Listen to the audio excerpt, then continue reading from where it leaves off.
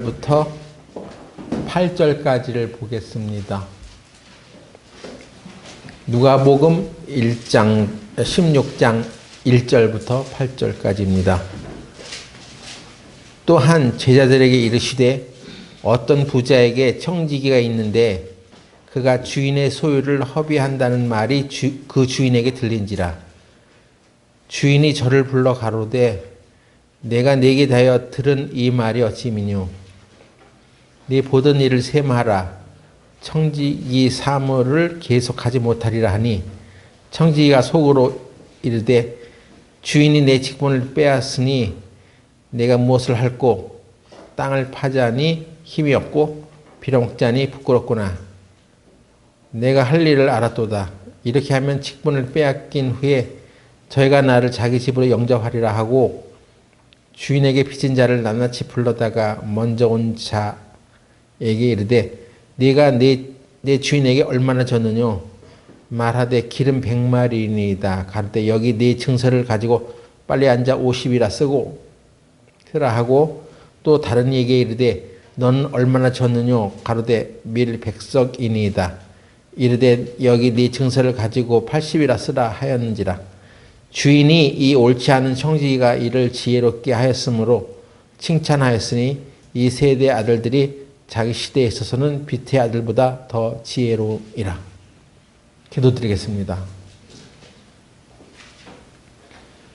거룩하신 하나님 아버지, 오늘 우리들이 이 자리에 모여서 주님이 우리들에게 가르쳐 주시려고 했던 이 불의한 청지기의 비유에 대한 교훈을 우리가 올바로 알기를 원합니다. 주 성령님께서 친히 이 자리에 함께 하셔서 우리의 눈과 귀를 열어서 이 비유의 참된 뜻을 알 수 있도록 인도하여 주시옵소서. 예수님의 이름으로 기도드렸습니다. 아멘.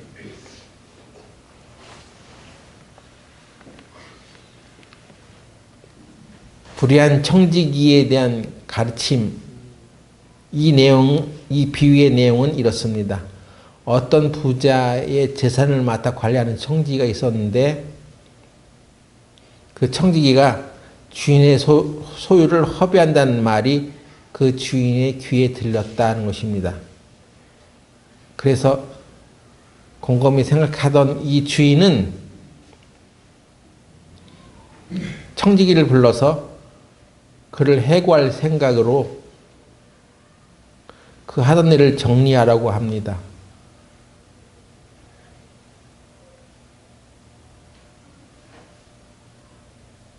그런데 그 청지기는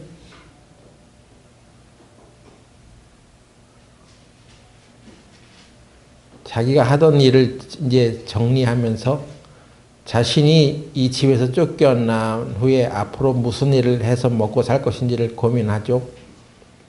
그러다가 한 아이디어를 떠올렸는데 그 내용은 주인에게 빚진 자들을 불러서 그 빚을 청지기라는 직책의 재량으로 탕감해 주는 것이었습니다.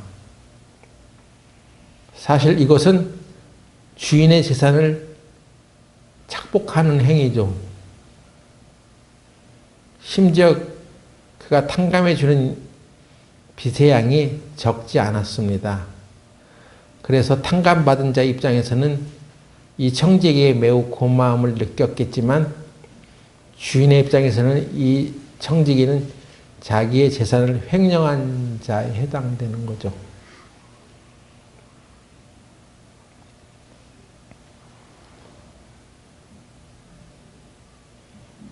이 불의한 청지기에 대한 비유는 예수님의 가르침 중에서 가장 이해하기 어려운 것 중에 하나입니다. 여기까지는 그래 이 사람이 이렇게 주인의 재산을 횡령했기 때문에 그 하던 일을 셈하라 하는 얘기를 듣게 된다는 것이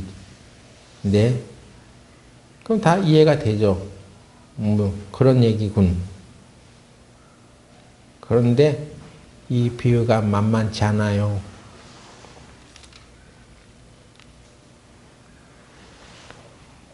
이 비유에서 이상한 것은 그 주인의 태도입니다. 16장 8절에 보니까 주인이 이 옳지 않은 청지기가 이를 지혜 있게 하였으므로 칭찬하였으니, 주인이 이 청지기를 칭찬하였다고 합니다. 우리 한번 생각해 봅시다.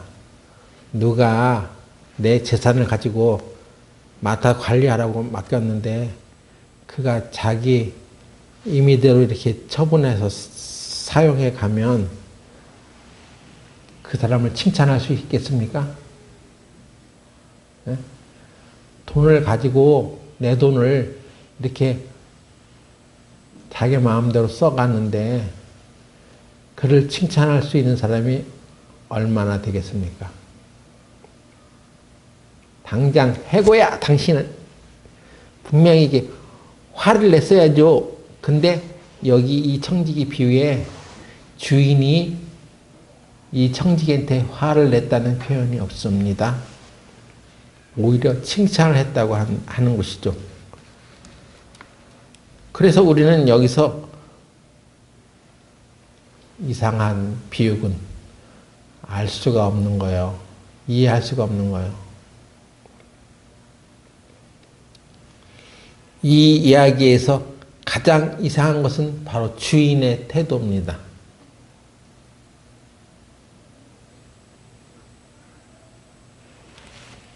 이 비유가 우리들에게 주는 교훈이 무엇입니까? 예수님은 왜 이 비유를 우리들에게 말씀하고 계십니까? 생각해 보셨습니까?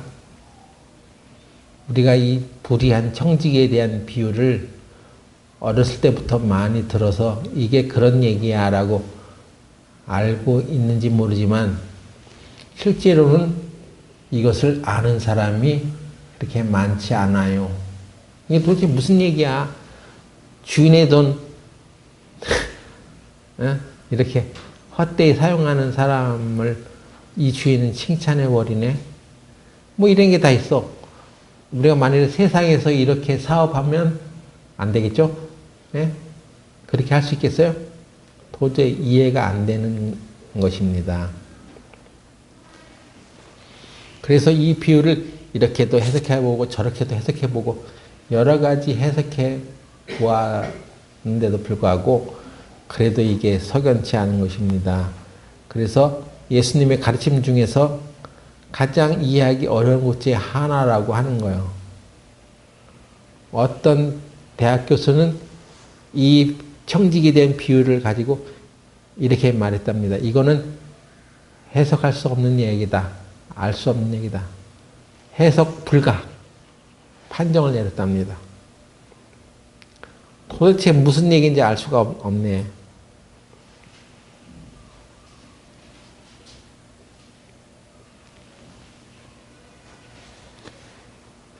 이 청지기는요, 주인이 너 이제 그만둬. 한 얘기를 이제 들을 것 같으니까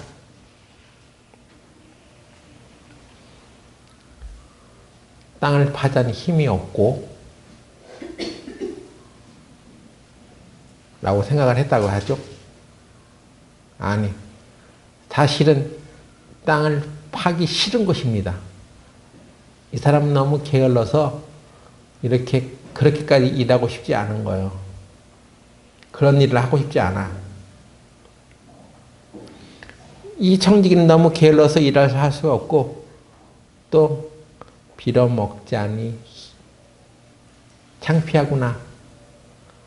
이 얘기는 너무나 교만해서 또 이런 식으로 살고 싶지도 않은 거예요.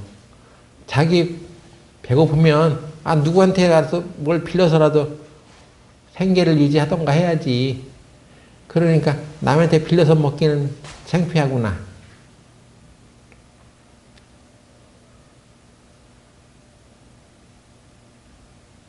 그런데 주인은 이 사람이 행한 일을 대해서 지혜롭다고 말하고 칭찬했다는 것이 이해가 가냐는 거예요.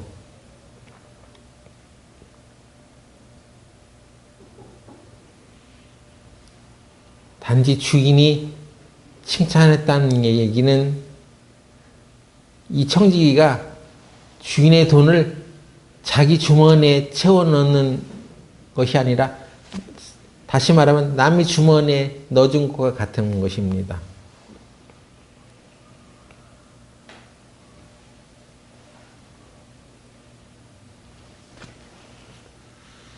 여기에서 더 이상한 것이 주인의 반응이라는 것입니다.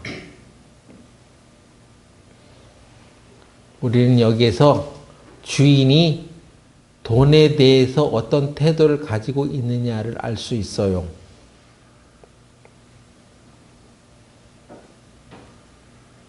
누군가가 자기의 돈을 도둑질하는 것을 알고서도 그 사람을 칭찬한다는 것은 말이 되지 않습니다. 그럼에도 불구하고 이 주인이 그 청지기에 대하여 화를 내지는 않아요.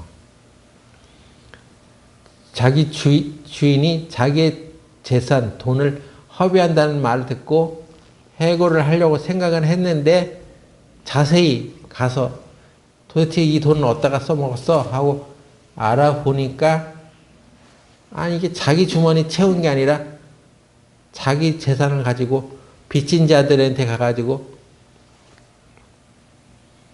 기름 100말을 빌린 사람에게, 빚진 자에게 50이라고 여기다 써 하고 이걸 탕감해 주는 일을 했다는 것입니다. 그래서 그 얘기를 듣고 이제 칭찬을 했다는 것이죠.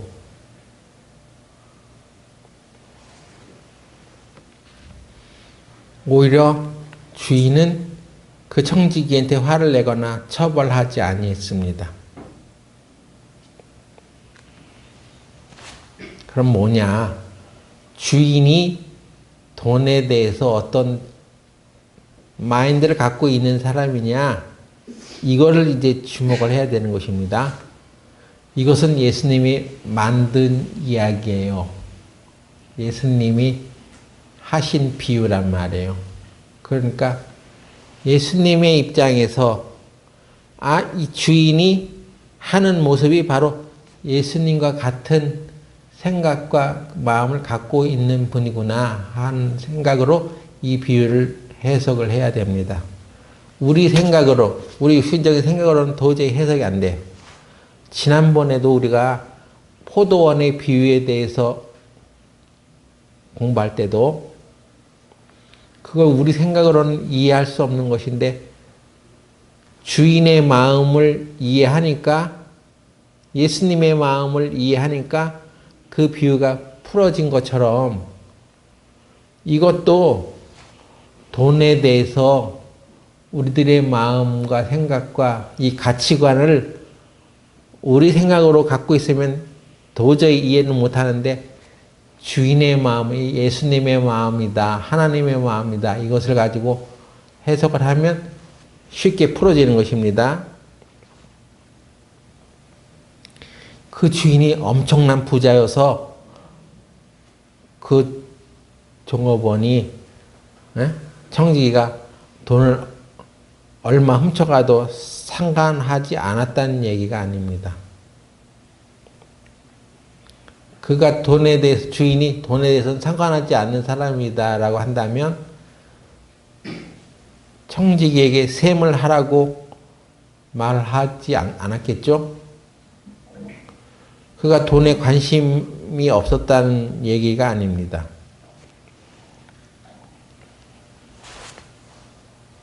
그러면 뭐냐? 주인은 돈에 대해서 돈이 어떤 일을 하는 도구에 불과하다는 것을 알았다는 얘기입니다. 그렇게 생각하고 있다는 거예요. 여러분은 돈이 여러분의 인생에서 어떤 의미를 갖고 있습니까? 네? 돈이 내 생명이에요? 그거 없으면 죽어요? 또 그거 있어야지 할 일을 하고 내가 하고 싶은 일을 다 할 수 있습니까? 돈이 있어도 하지 못할 일도 많아요.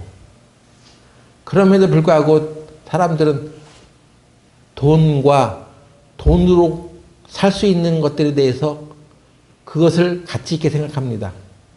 중요하게 생각하는 거요. 어떤 사람이 말하기를 나는 돈에 별로 관심 없습니다. 그렇게 말하는 사람 있는데 과연 그럴까요? 그렇다면 그 사람이 어떤 행동을 하는지를 보면 알 수 있어요. 이렇게 많은 사람들에게, 모든 사람들에게 돈은 귀중한 가치를 갖고 있고 그 돈으로 구매할 수 있는 어떤 것들에 대해서 가치를 알기 때문에 돈에 대해서는 중요하게 생각합니다.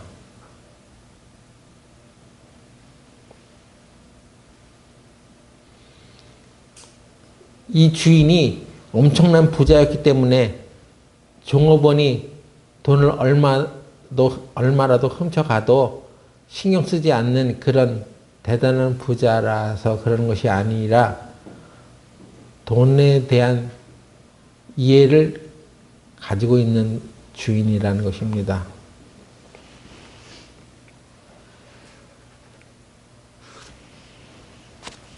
우리는 지난 시간 계속해서 돈과 재정을 공급하시는 분이 하나님이라는 것을 배워왔습니다.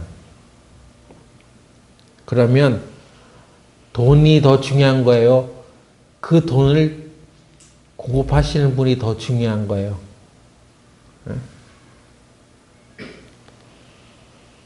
하나님이 더 중요합니까? 하나님이 보내주시는 돈이 더 중요합니까?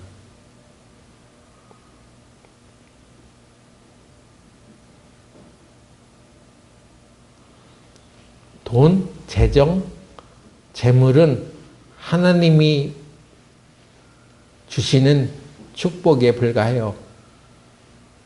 하나님의 호의라고도 하는 사람이 있습니다. 호의, favor, 어떤 베품, 하나님의 공급. 그러니까 하나님을 놓치면은 안 된다는 것입니다. 여러분이 돈을 뺏기고 돈이 누가 나한테 돈을 사기쳐 가서 내 돈이 없어지는 한이 있더라도 하나님을 놓치면 안 된다는 것입니다. 하나님이 더 중요한 것이에요. 하나님이 나의 가장 가치 있는 존재가 되어야 합니다. 그래서 이 부자는 돈이 그렇게 자기의 청지기가 허비한다는 얘기를 듣고서도 그 돈이 중요치 않다고 생각한 것입니다. 그 돈을 이 사람이 어떻게 사용했느냐가 더 중요한 것이었어요. 제가 이렇게 갑자기 뇌졸중 증세를 앓고 병원에 입원하고 몇 달간을 그 병실에 누워서 있으면서 그동안 내가 스트레스 받았고 또 돈 때문에 걱정했던 그것이 과연 그래서 돈이 없어서 고민한 것이냐? 그게 아니라 나에게 그 돈과 재정을 공급하시고 채워주시는 하나님을 내가 가까이 하지 못한 것에 대해서 더 안타까운 생각이 들었습니다. 내가 왜 고민했을까? 내가 왜 그렇게 그것에 대해서 걱정했을까? 내 공급을 해주시는 내게 재정과 돈을 공급하시는 하나님이 나에게 있는데 나는 그것을 믿지 못하고 그저 돈, 그저 재정, 그저 우리 집의 빚, 그것 때문에 고민하고 살아왔다는 것이 참 부끄럽다는 생각이 들어졌습니다. 그래서 나를 치료를 담당했던 여러 선생님 중에 교회 다니는 사람도 있었는데 저에게 물어보기를 목사님은 여기에 왜 오셨는지 왜 이런 병을 앓게 됐는지 그 해답을 찾으셨어요? 찾으셨습니까? 그렇게 물어보았을 때 제가 알았어. 나는 이제 알았어. 그게 뭡니까? 그랬을 때 제가 너한테 가르쳐주고 싶지 않아. 아, 이거는 엄청나게 중요한 것을 내가 깨달았어. 돈보다 중요한 것이 하나님이라는 것을 나는 배웠어.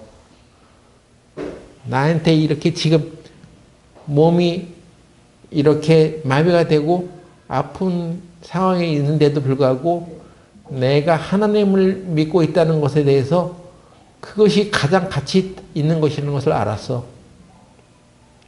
이 얘기를 막 해주고 싶었는데 이거 알아듣지 못할 것 같다는 생각이 들더라고요. 또 어떤 선생님, 나는 물질적인 것이 좋아요. 그런 말을 했을 때 나는 물질을 주시는 하나님이 있어. 그럼 돈이 있어요? 돈 내놔봐요. 그래서 아, 있지. 하나님이 나의 재정의 공급이야. 하나님을 내가 믿고 있다는 것이 가장 큰 자원이라는 것을 나는 거기서 많이 생각하고 배웠습니다. 설사 나한테 치유가 당장 일어나지 않는다 하더라도 치유를 주시는 하나님을 내가 믿고 있다는 것입니다. 여러분 재정에 대해서도 그런 생각을 갖고 계세요? 당장 돈이 없어도 하나님이 나한테 그 재정을 부어주시는 분이지 그런 하나님을 내가 의지하고 있다는 것이 중요한 것이지 돈 자체를 중요하게 여기지는 않다고 생각하며 살아가고 있냐는 것입니다. 아마도 이 부자 주인은 그런 것을 생각하고 그런 것을 깨달은 사람 같아요. 돈, 그거 어떤 사람이 내 돈 띄어먹어도 그거 중요한 게 아니야. 그 돈을 주신 분이 따로 있어. 그분이 바로 하나님이야. 하나님과의 나와의 관계가 중요한 것이지 돈에 의해서 이렇게 왔다 갔다 하는 것이 아니야. 그렇게 주인은 생각하고 있는 것입니다. 우리는 이 불의한 청지기에 대한 비유를 읽으면서 돈에 대한 가치가 무엇인지를 그게 그리고 누가 그걸 공급하시는 것인지를 그 공급자와의 관계를 내가 맺고 있는 것이 확실하면 흔들리지 않는다는 것을 배울 수 있어야 합니다.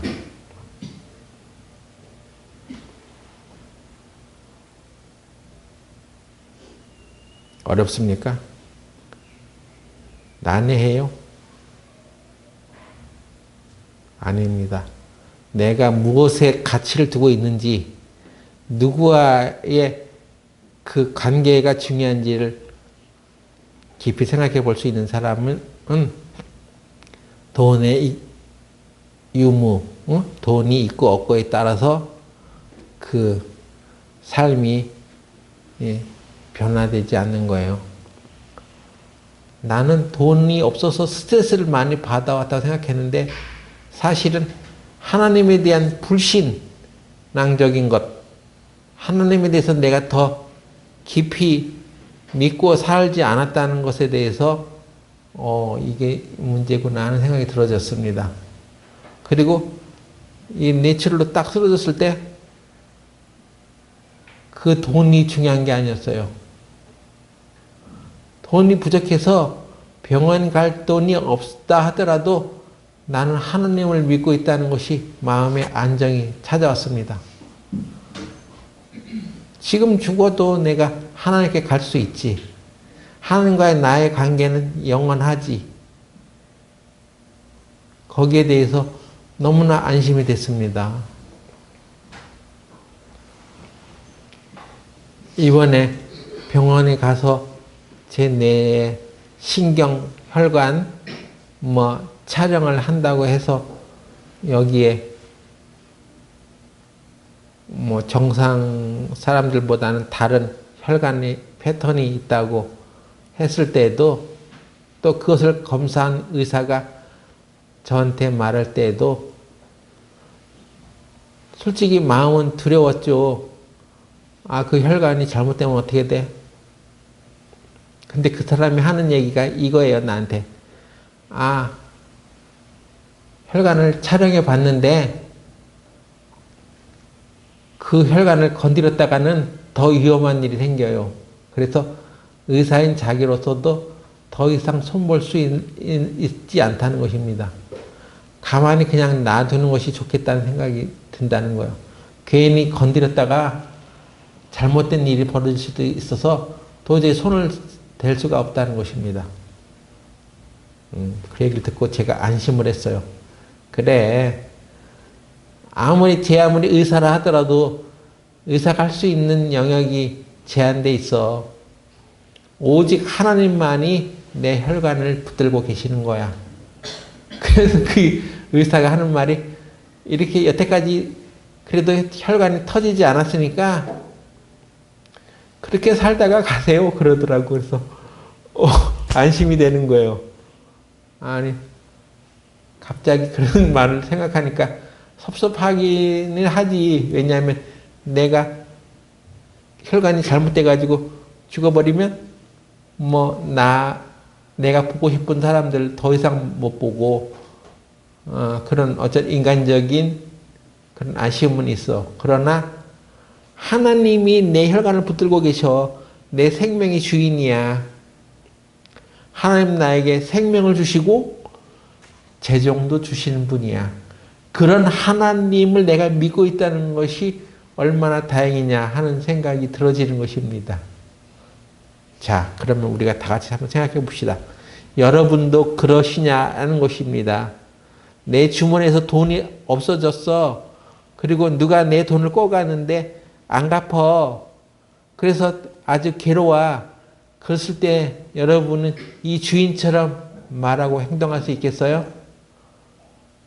내 모든 재정과 돈은 하나님이 주시지. 또 하나님이 공급하시지. 그러니 걱정 없어. 하는 그런 평안한 마음이 마음 가운데 있느냐 하는 것입니다.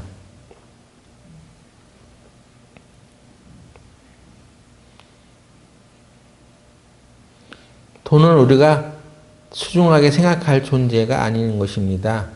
하나님이 축복과 호의가 있으면 하나님은 언제든지 우리를 부유하게 하십니다. 돈이 우리를 부유하게 하는 것이 아니라 하나님이 우리를 부유하게 하는 것이에요.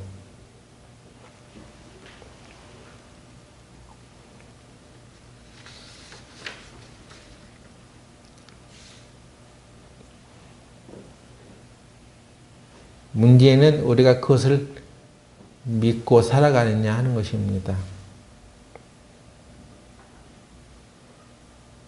그러므로 돈 자체가 형통한 것이 아닙니다. 돈 자체가 형통이 아니에요. 대부분의 사람들은 자기가 저금한 저축 또는 앞으로 받을 연금의 가치를 가지고 자기가 부유한 사람인지 아닌지를 판단하는데 하나님이 없으면 아무 소용이 없습니다.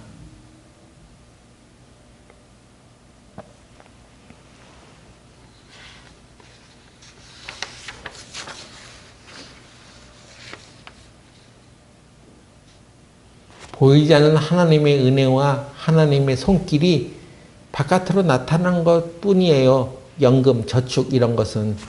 여러분이 아무리 적금을 많이 부어놓았다 하더라도 그게 우리를 부유하게 하는 게 아닙니다. 그것을 쌓을 수 있도록 허락해 주신 것이 바로 하나님이에요. 하나님이 더 중요한 것입니다.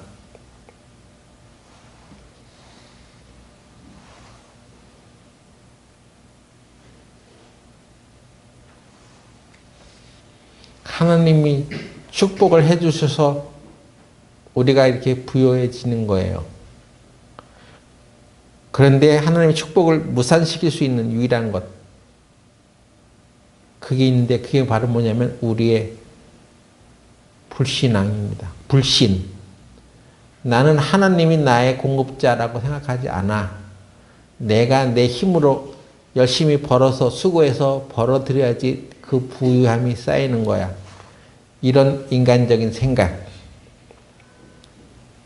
이런 사고방식이 우리를 세상 가운데서 불안하게 하는 것입니다. 하나님이 진정한 공급자라는 것을 정말 깨닫지 못한 사람은 그 돈 때문에 불안하게 살아가는 것입니다. 절대로 하나님의 말씀을 깨닫지 못합니다.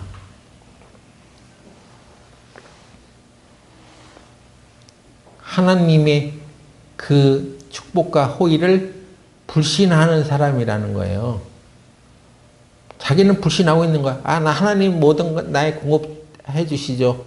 하나님이 내 재정의 공급자이십니다. 라고 말을 해도 진짜 그러냐? 진짜는 아니라는 것입니다.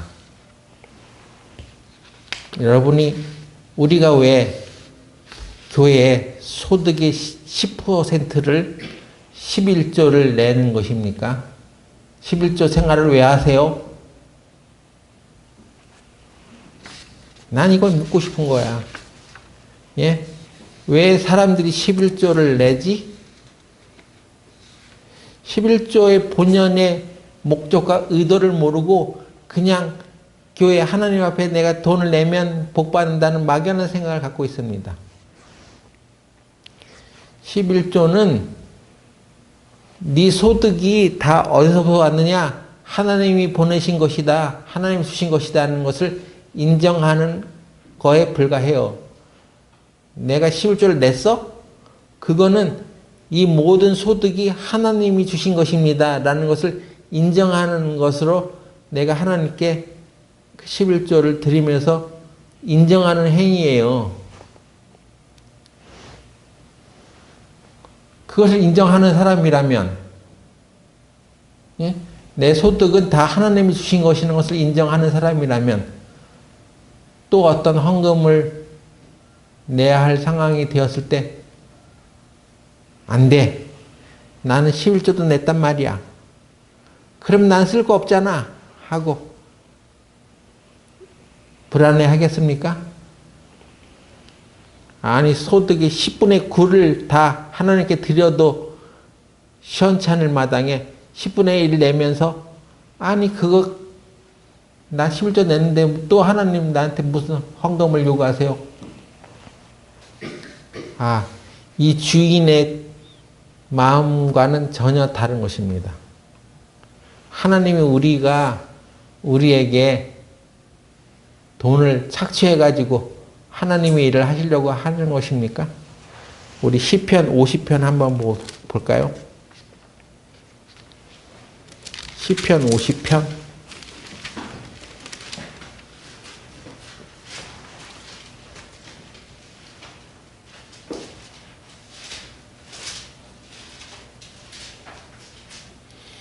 전능하신 자 하나님 여호와께서 말씀하사 해돋는 데서부터 지는 데까지 세상을 부르셨도다. 온전히 아름다운 시온에서 하나님이 빛을 발하셨도다. 5절에 보니까 이르시되 나의 성도를 내 앞에 모으라. 곧 제사로 나와 언약한 자니라 하시도다. 하늘이 그 공의를 선포하리니 하나님 그는 심판장이시미로다. 내 백성아 들을지어다. 내가 말하리라. 이스라엘아 내게 증거하리라. 나는 하나님 곧 네 하나님이로다. 내가 너의 재물을 인하여는 너를 책망하지 아니하리니 내 번제가 항상 내 앞에 있음이로다. 내가 내 집에서 수소나 내 우리에서 수염소를 취치 아니하리니 이는 살림의 짐승들과 곧 천산의 생축이 다 내 것이며 산의 새들도 나의 아는 것이며 들의 짐승도 내 것이미로다. 내가 가령 줄여도 내게 이르지 않을 것은 세계와 거기 충만한 것이 내 것이미로다. 여기 하나님의 말씀을 들어보세요. 내가 제사 드리는 데 있어서 그 제물로 인하여는 너를 탓하지 않는다. 그러면 하나님께 제사 드리는 것은 제물이 필요 없습니까?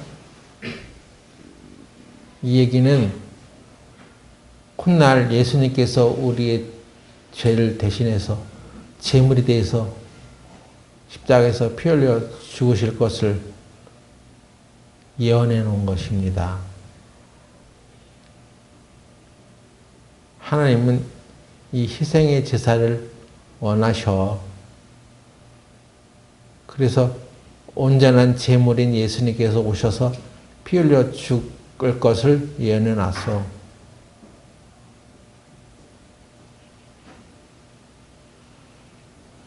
그런데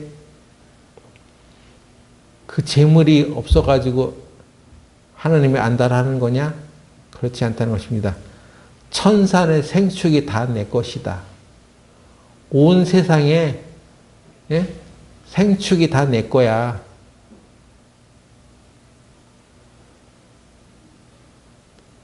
하나님이 이 모든 것의 주인이셔. 우리가 하나님이 그런 분이라는 것을 믿고 있냐는 것입니다. 천산의 생축이 다 내 거야.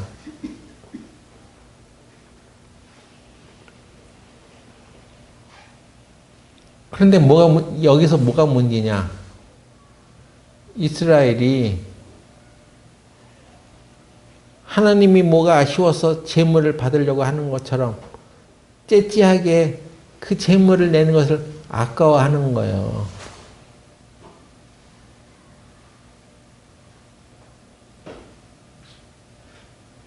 마음의 태도가 문제인 것입니다. 넉넉하신 하나님, 모든 것의 주인 되신 하나님이 우리를 대신해서 피 흘려 죽을 제물을 준비하고 계시는데 그것을 기념하라고, 그것을 알으라고 깨우쳐 주고 있는 것인데 하나님의 그 기쁜 뜻을 모르고 뭐가 하나님이 부족해서 제물을 원하는 줄 알고 인간이 자기가 그 제물 드리는 거 이걸 아주 아까워하고 살아가는 것입니다. 태도가 잘못된 거예요. 마음의 태도가.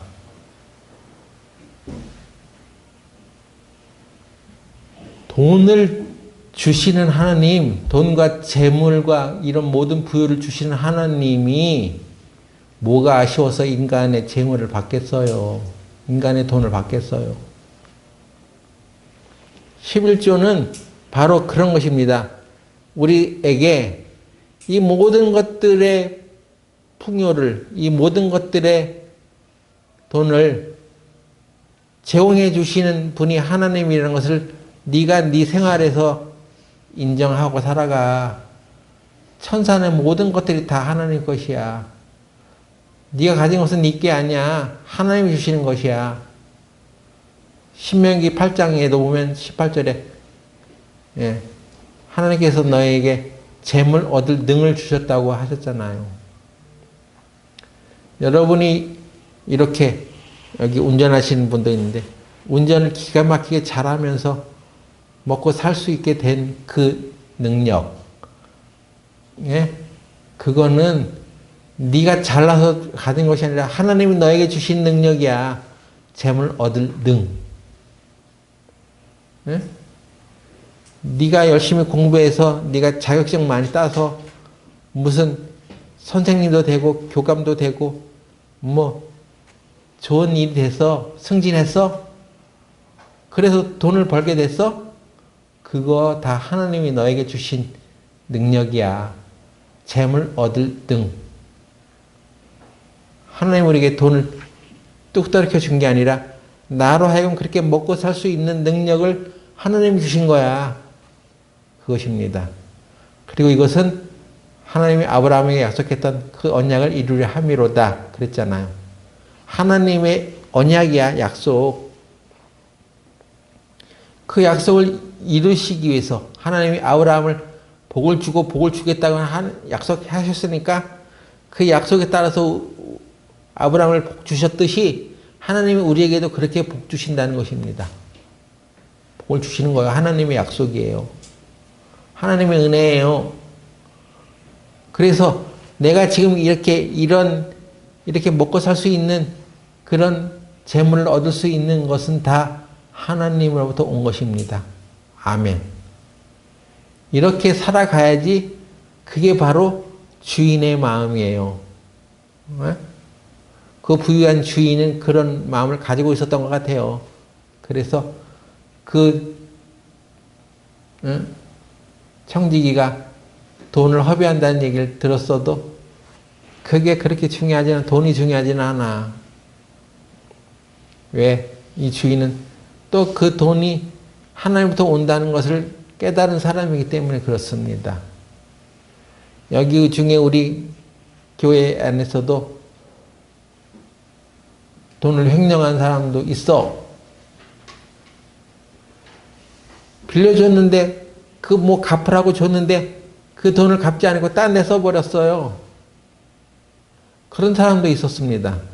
그랬을 때 우리가 그 돈 자체가 중요하면 그 사람을 용서할 수 있겠어요? 아니에요. 내 돈 내놔. 그것입니다. 모든 사람들은 그렇게 돈에 대한 가치를 느끼고 있기 때문에 또 자기 것이라고 생각하고 있기 때문에 내 돈 내놔. 돈을 빌려갔으면 돈을 갚어. 이것이 사람의 생각이에요.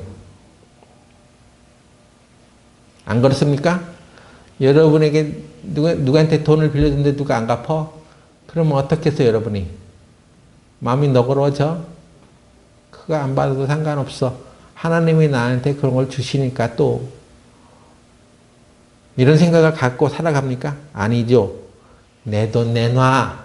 그것입니다. 많은 사람들은 그렇게 생각해. 근데 이 주인은 지금 그 청지기가 그 돈을 허비한다고 하는데도 화를 내지 않아요. 그리고 무슨 재판에 넘기지도 않아요. 돈이 무엇인가를 알았던 사람이에요. 그것은 하나님의 마음을 가진 사람이에요. 돈은 뭐냐? 이 사람이 이 돈을 가지고 자기 주머니 채우지 않냐고 오히려 빚진 자들의 빚을 탕감해 줬다고 해죠.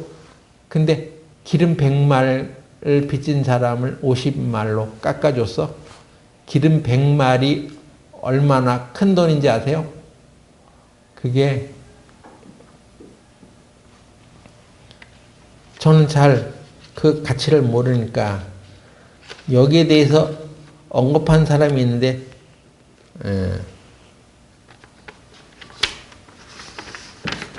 어떤 목사님이 기독일보에 실렸던 그 기사를 보니까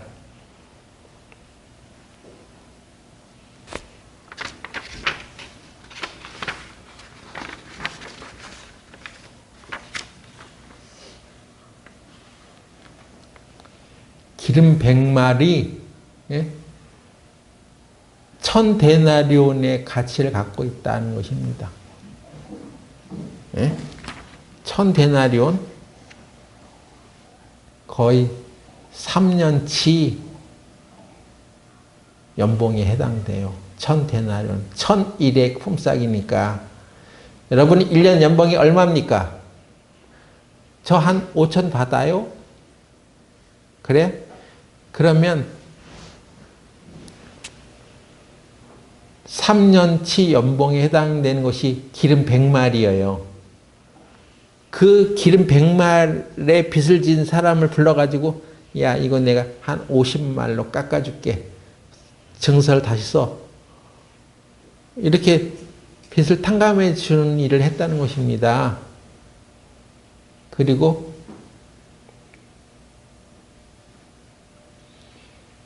밀 100석을 빚진 사람에게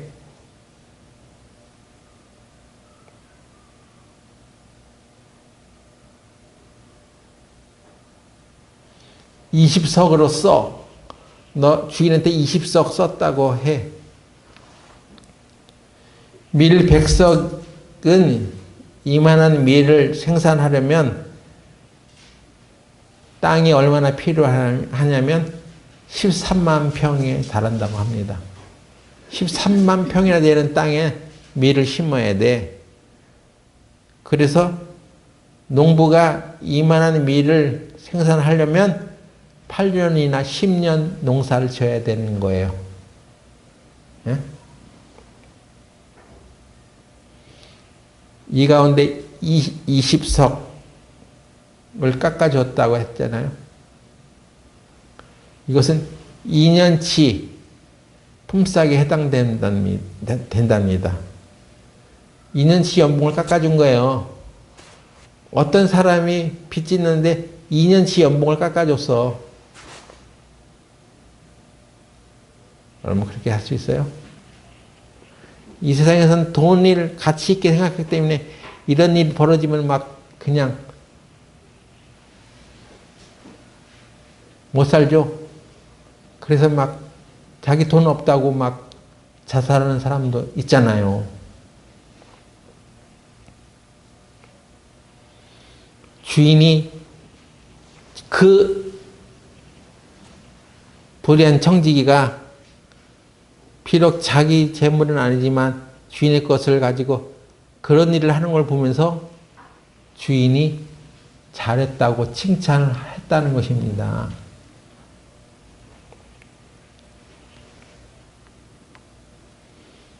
이 비유에서 두 번째 교훈을 우리가 받을 수 있죠. 재물은 다른 사람을 유익하게 하는데 사용되어야 한다는 것입니다. 이 주인 그것을 가지고 돈의 용도를 잘 알고 있는 종업원이군. 그런 청직이군. 오히려 칭찬해 줬다는 것입니다.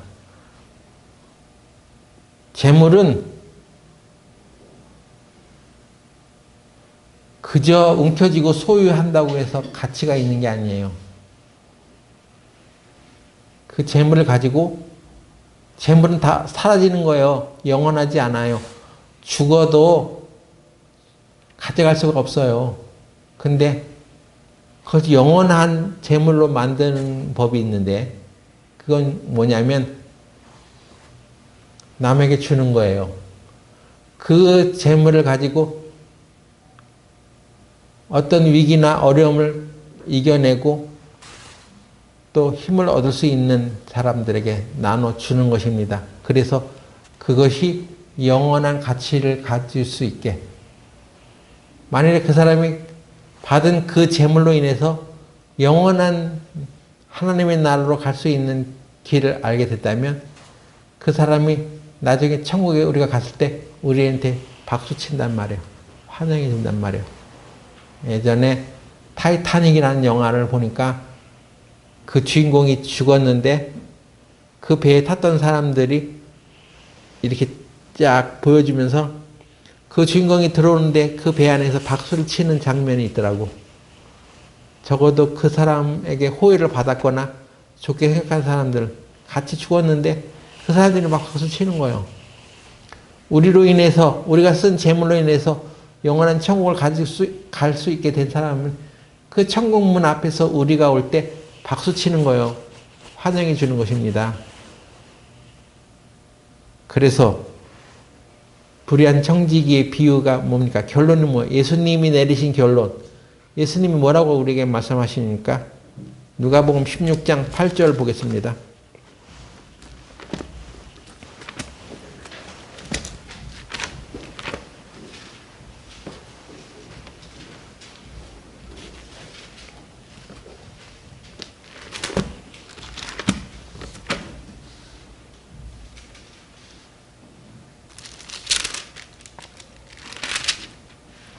주인이 이 옳지 않은 청지기가 이를 지혜 있게 하였으므로 칭찬하였으니 이 세대 아들들이 자기 시대에 있어서는 빛의 아들들보다 더 지혜로움이라. 이 세대 아들들, 빛의 아들들. 빛의 아들들은 영원한 천국에 갈 수 있는 사람들을 말합니다. 이 세 아들들은, 세대 아들들은 이 세상의 사람들을 뭡니까? 그들이 지혜 있게 했다고 얘기한 것은 그들이 가지고 있는 돈으로 자기의 미래를 준비했다는 것입니다. 영원한 것들을 준비하는 일에 썼다는 것입니다.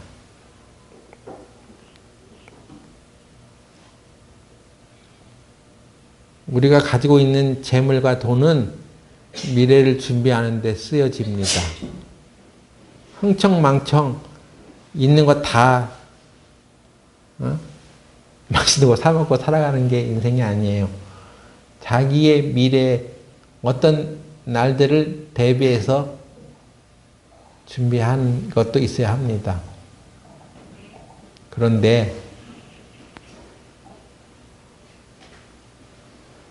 세상 사람들은 그렇게 해. 그러면 하나님을 믿는 사람들, 구원받은 사람들은 그 재물을 가지고 영원한 미래를 위해서 써가는 거죠.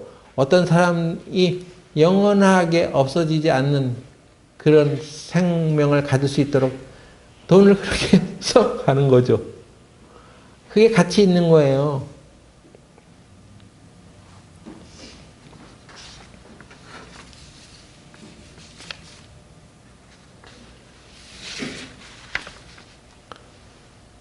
그것을 이 주인은 지혜 있는 소비였어. 돈을 얼마나 모아두고 있느냐가 중요한 게 아니라 돈은 어떻게 쓰느냐가 중요한 거라는 것입니다. 우리가 천국에 갔을 때 하나님으로부터 받는 심판 중에 하나가 그런 거예요. 너 세상에서 돈 많이 벌었어. 그거 다 어디다 썼어? 예? 뭐 맛있는 거 사 먹었죠? 그리고 없어요. 집 샀어요. 내 집. 내 자동차 샀어요.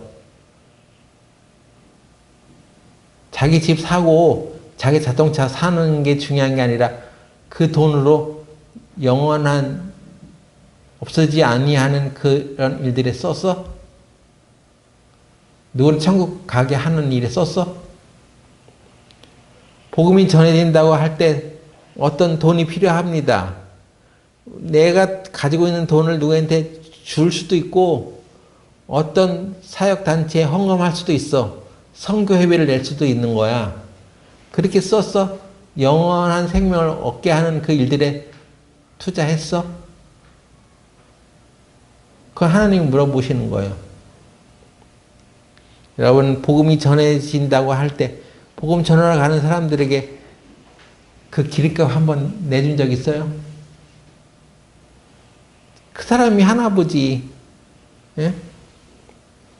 나는 내 먹고 사는 것도 힘들어.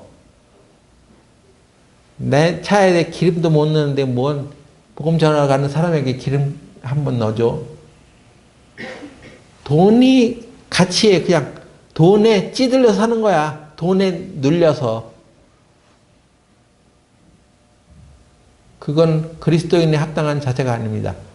청지기에 합당한 자세가 아니에요. 돈은 네 게 아니야. 하나님이 주시는 거야. 하나님 것을 가지고 복음 전하는 일에 써. 그것입니다. 이거 불의한 청지기의 비유는 굉장히 어려운 것입니다.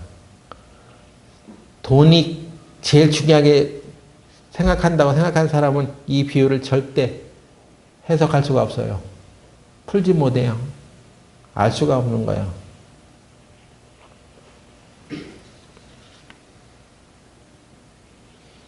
이제 우리는 우리 자신을 청지기처럼 여기고 살아갑시다.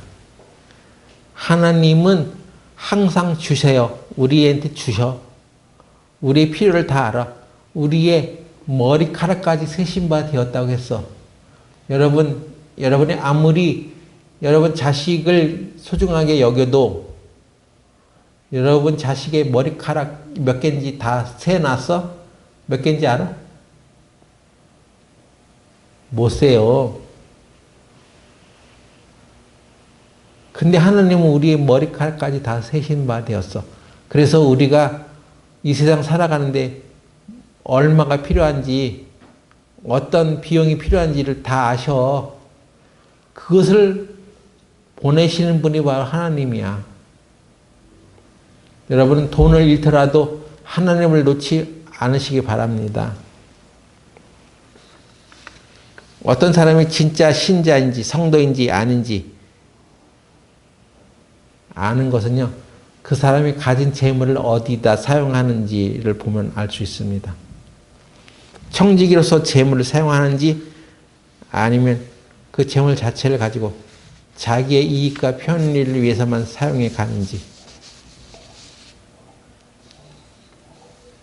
불의한 청지기에 대한 가르침을 잘 터득하시기 바랍니다.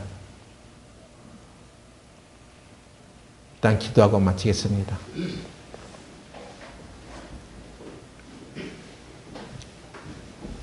은혜롭고 자비로우신 하나님, 우리 교회가 이 불의한 청지기에 대한 비유를 잘 알아들을 수 있도록 하여 주시옵소서.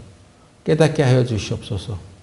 우리가 가진 재물과 돈을 자기만을 위해서 쓰지 아니하고 영원한 천국을 갈 수 있게 하는 일에 사용해 갈 수 있도록 하여 주시옵소서. 예수님의 이름으로 기도드렸습니다.